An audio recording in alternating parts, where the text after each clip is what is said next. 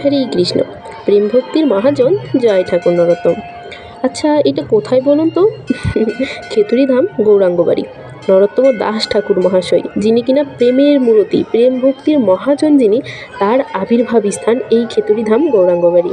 তো ভিডিওটা দেখে বুঝতেই পারছেন ভিডিওটা আজকের না, ভিডিওটা নরোত্তম দাস ঠাকুরের আবির্ভাব তিথির দিনে করা। তো আমি ভেবেছিলাম যে আবির্ভাব তিথির দিনে আবির্ভাব স্থান আপনাদের দর্শন করাবো, তো সেটি আর হয়ে ওঠেনি। তো আজকে আপনাদের দর্শন করাচ্ছি, সকলে দর্শন করুন। এটা নরোত্তম দাস ঠাকুরের সেবিত 6 বিগ্রহ মন্দির। গৌরাঙ্গ, বল্লভীকান্ত, শ্রীকৃষ্ণ, শ্রী রাধাকান্ত, ব্রজমোহন আর শ্রী রাধারমণ।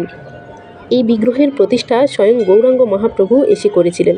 গৌরাঙ্গ মহাপ্রভু এখানে এসে কীর্তন আর নৃত্য করেছিলেন। তো এই বিগ্রহগুলো হয়তোবা সেই বিগ্রহগুলো না, তবে মন্দিরটি এখনও আছে। তো পাশাপাশিভাবে সারিবদ্ধভাবে আরও অনেক অনেক মন্দির আছে। তো চলুন একে একে আপনাদের দর্শন করাবো। এই যে এটি হচ্ছে নরোত্তম দাস ঠাকুর মহাশয়ের আসন বাটি সহ মন্দির। যদিও সেখানে নরোত্তম দাস ঠাকুরের ব্যবহৃত জিনিসপত্র প্রায় নেই বললেই চলে, তবে নরোত্তম দাস ঠাকুরের সুন্দর একটি বিগ্রহ রয়েছে, সেটি ভেতরে আপনাদের দর্শন করাবো। আর মন্দিরগুলো যে এত সুন্দর বলে বোঝানোই সম্ভব নয়। ভেতরে নরোত্তম দাস ঠাকুর সাক্ষাৎ যেন বসে রয়েছেন আমাদেরকে কৃপা প্রদান করবার জন্য।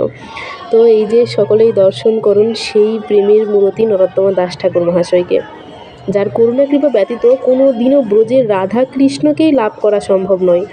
এই সেই খেতুড়ি ধাম, এই সেই গৌরাঙ্গবাড়ি, আর এই সেই নরোত্তম দাস ঠাকুর। নরোত্তম দাস ঠাকুরের পিতার ভূমি, বা নরোত্তম দাস ঠাকুরের পিতা তো জমিদার ছিলেন। তো এখানে জমিদারের যদিও কোনো আর চিহ্ন নেই, তবে সেই স্থানটি শুধু রয়েছে এখনও। তো পাশে চলুন আপনাদেরকে আরও মন্দির দেখাচ্ছি। তো এই যে পাশে দেখতে পাচ্ছেন, এটা হচ্ছে লোকনাথ গোস্বামীপাদ মন্দির। তো এই মন্দিরটা যদিও পরবর্তীতে করা হয়েছে। লোকনাথ গোস্বামীপাদকে জানেন? নরোত্তম দাস ঠাকুরের গুরুদেব। তো লোকনাথ গোস্বামীপাদের কিন্তু একটি শিষ্য, সেটা কেবলমাত্র এই নরোত্তম দাস ঠাকুর।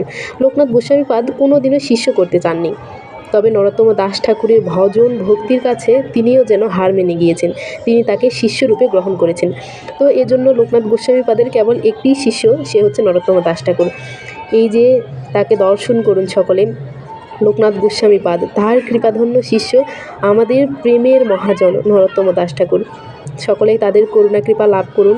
তো আপনারা কারা কারা খেতুড়ি ধামে এসেছিলেন এবং কারা কারা এই মন্দিরগুলো দর্শন করেছেন অবশ্যই জানাবেন। আর ধামে আসলে অবশ্যই সব মন্দিরগুলো পরিক্রমা দেবেন। তো আমরা শুরুতেই মন্দিরগুলো পরিক্রমা দিয়ে তারপরেই আমি ভিডিও করছিলাম, যদিও সবগুলো মন্দির 4 বার করে পরিক্রমা দেবেন অবশ্যই। আর পাশে এদিকে কীর্তন হচ্ছিল। তো এই ভূমিটা দেখেই যেন মনের মধ্যে আলাদাই একটা তৃপ্তি আসে যে নরোত্তম দাস ঠাকুর এখানেই জন্মগ্রহণ করেছিলেন। তো এখানে আমার শুভাকাঙ্ক্ষীর সঙ্গে দেখা হয়েছিল, সেই জন্য গল্প করছিলাম। তো যাকে পরবর্তী ভিডিওতে আমি আরও মন্দিরগুলো আপনাদের দর্শন করাবো। হরে কৃষ্ণ।